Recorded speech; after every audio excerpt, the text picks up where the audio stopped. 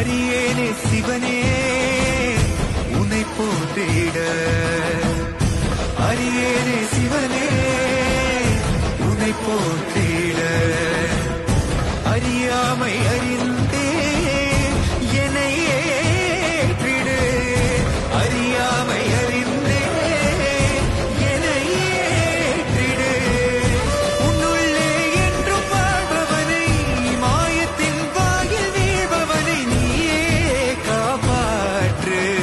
ஜோதி 6:30 மணிக்கு வரும். இதை வாட்ச் பண்ணுங்க. ஐயப்பனை சோதிப்பதற்கல்ல, நீங்க ஐயப்பன் யாருன்னு தெரிஞ்சுக்கிறதுக்கு.